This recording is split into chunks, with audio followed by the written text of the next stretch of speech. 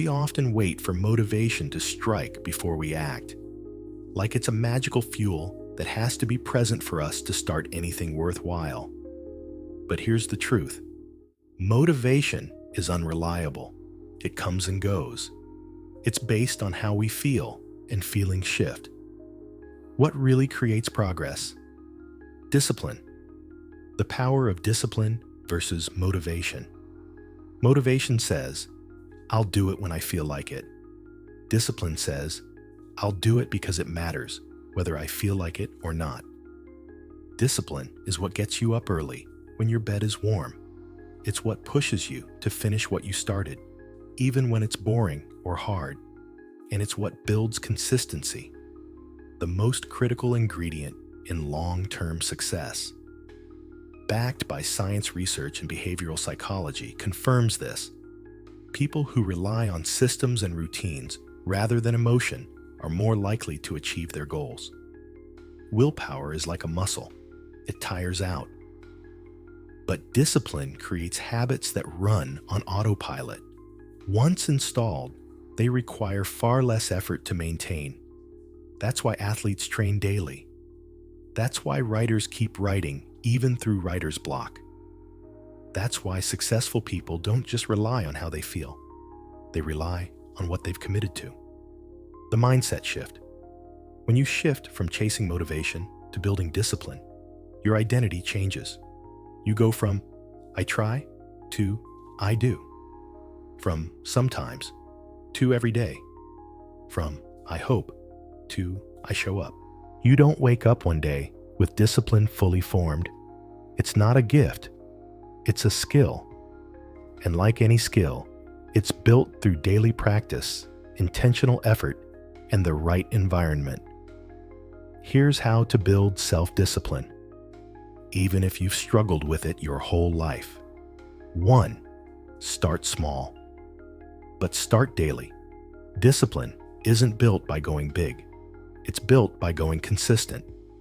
Pick one small task you can commit to every single day. Something simple but meaningful. 5 minutes of journaling, 10 push-ups, reading one page, making your bed. Why small? Because small wins build momentum. Momentum builds confidence. Confidence builds identity. And identity is where lasting discipline lives. 2. Make it easy to win, hard to fail. Set up your environment for success. Remove distractions.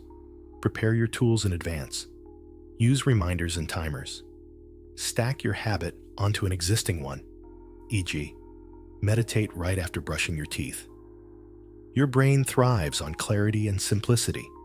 The fewer obstacles between you and the task, the more likely you are to follow through. 3rd track. Reflect, adjust. Progress fuels discipline. So track your habits, even if it's just ticking a box. When you see the streak, you'll want to keep it going. But also reflect. What's working? What's getting in your way? How can you adjust without giving up? Discipline is not about punishment. It's about persistence. 4. Detach from feelings. Attach to purpose. There will be days you feel tired, distracted, bored, or defeated. That's okay. Discipline is the act of doing what needs to be done, despite how you feel. Because it's aligned with your values. Remind yourself, I don't need to feel like it to do it. Now let us talk about one of the biggest discipline killers, procrastination, and how to break through it before it breaks you. Procrastination isn't just about laziness. It's deeper than that. It's fear. It's perfectionism. It's the brain trying to avoid discomfort. But if you want to build real discipline, you have to stop letting procrastination win. Let's break it down and beat it. 1. Understand what you're avoiding. You don't procrastinate because you don't care. You procrastinate because something feels uncomfortable. Fear of failing. Fear of not doing it perfectly. Overwhelm from a big task. Boredom or lack of urgency. Once you name what's really behind your delay, you can deal with it directly. 2. Use the 5-minute rule. This simple trick is powerful. Commit to doing just 5 minutes of the task. That's it. Most of the time, starting is the hardest part. Once you begin, momentum kicks in, and you end up doing way more than 5 minutes. Discipline doesn't wait for the perfect moment. It starts, no matter how small. 3. Make the task stupidly simple. Break your goal into micro steps. Write report becomes open laptop and title the document. Go to gym becomes put on workout shoes. Clean room becomes pick up 3 things. When it's too big, your brain says, not now. But when it's tiny, your brain says, I can do that. 4. Reward completion, not just progress. Celebrate wins, even small ones. Each time you finish what you avoided, affirm it. I keep my promises. This rewires your identity towards someone who follows through, not someone who delays. The more you finish, the easier it becomes to start next time. Final thought. Procrastination doesn't go away overnight, but with awareness, structure, and self-compassion, you can overcome it, not just once, but every time it shows up. Up next, we'll explore what happens when your discipline is truly tested. Those moments when exhaustion sets in, motivation fades, or the temptation to quit grows stronger. If this video is adding value to your journey or offering inspiration along the way, we kindly invite you to subscribe, like, leave a comment, and share it with someone who might need it too. Discipline isn't really tested when things are going smoothly. It's tested when you're tired, discouraged, overwhelmed, or when nobody's watching. These are the crossroads moments, and how you respond defines whether you grow or give up. 1. Expect resistance. It's part of the process. Every meaningful goal has a dip, a point where it's not exciting anymore, where progress feels slow, where results aren't obvious. That's normal. Winners don't avoid the dip. They walk through it. They remind themselves, this is hard because it matters. 2. Reconnect with your why. When motivation fades, go back to why you started. What are you building? Who are you becoming? What's the long-term outcome if you stay the course? Discipline becomes easier when it's tied to identity and vision, not just outcomes. Example, I'm not working out to lose 5 pounds. I'm showing up because I'm becoming someone who honors their body. 3. Use the one more rule. When you want to quit, just do one more.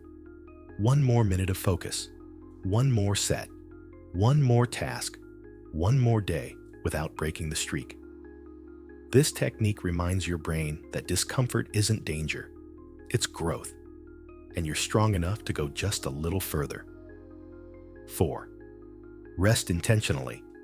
Don't just escape. There's a difference between rest and escape. Rest recharges. Escape avoids. It's okay to pause, to breathe, to reset. But don't confuse a break with quitting.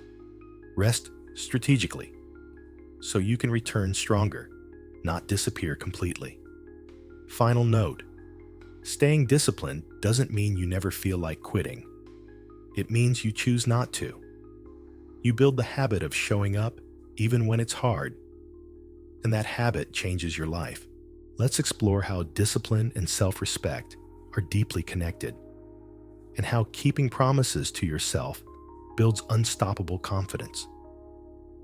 We often think of discipline as something rigid or punishing, but at its core, discipline is an act of self-respect. Every time you keep a promise to yourself, no matter how small, you reinforce one powerful truth: I can trust myself. 1. Broken promises destroy confidence. When you repeatedly say you'll do something and don't follow through, your brain notices. Each time you skip the workout, procrastinate on your goals, or ignore your habits, you're silently telling yourself, my word doesn't matter. Over time, this chips away at your self-esteem. You stop believing yourself. And when you don't believe yourself, it's hard to grow because you doubt every commitment you make. 2. Small wins rebuild self-trust. The good news is this: you don't need big wins to rebuild confidence. You just need consistent ones. Start showing up. Start keeping the smallest promises. I'll read 1 page. I'll walk for 5 minutes. I'll plan my day before 9 a.m. Every follow-through is a vote for your future self. You go from, I never finish anything, to, I do what I say I'll do. And that's powerful. 3. Make promises. You actually want to keep discipline shouldn't feel like a prison. It's not about forcing yourself to live someone else's life. It's about building the life you want with intention. So make commitments that align with your goals, values, and pace. Ask yourself, if I did this consistently for 6 months, would my life improve? If yes, commit to it and protect that promise. 4. Speak kindly to yourself when you slip. Self-respect doesn't mean being perfect. It means being honest, accountable, and forgiving. If you miss a day, don't spiral into guilt. Just say, I broke a promise, but I'm not done. I'll show up tomorrow. The key is returning quickly, not never falling. Final thought. Discipline isn't something you do to punish yourself. It's something you build to prove your worth to yourself. Because when you can trust your own word, you don't need motivation, praise, or external pressure. You move with quiet power. Finally, we'll wrap up this chapter by showing how to make discipline a lifestyle, not just a phase. Let's finish strong. By now, we've explored how discipline outperforms motivation, how to build it from scratch, how to push through procrastination, stay consistent when it's tough, and how discipline builds self-respect. But here's the final piece. Discipline isn't something you visit. It's somewhere you live. It's not a burst of effort. It's a way of life. 1. Create systems, not just goals. Goals are great, but they're temporary. Systems are what keep you going when the goal is far away or already achieved. A system is a morning routine, a weekly reflection habit, a dedicated focus block every evening, a fitness practice, not just a 30-day challenge. When discipline becomes system-based, it feels less like pressure and more like a rhythm. 2. Surround yourself with accountability and discipline. Culture environment matters more than willpower. If you're surrounded by people who value consistency, growth, and ownership, you're more likely to stay the course. Accountability partners, mastermind groups, even watching content that reinforces your habits, all of it keeps the fire alive. Protect your mind space like you protect your home. 3. Give yourself permission to evolve. The version of discipline you start with isn't the version you'll keep forever. What works today may need to be upgraded in 6 months. That's growth. Discipline is not rigid. It flexes with your seasons. What matters is staying aligned with your purpose and continuing to show up with intention, even when your routine changes. Celebrate the identity, not just the outcome. Don't wait until you achieve a big goal to feel proud. Feel proud right now for being someone who's building self-mastery, someone who follows through, pushes through the hard days, respects their own word is becoming unshakable. final wrap-up of Chapter 1. Discipline isn't a trait for the few. It's a path for anyone who's tired of being controlled by mood, delay, and self-doubt. You're not just learning how to stay consistent. You're becoming someone who leads themselves. That's the real win. Want to level up even faster? Chapter 2 shows you how growth truly happens, from the inside out. Don't miss it out. See you soon.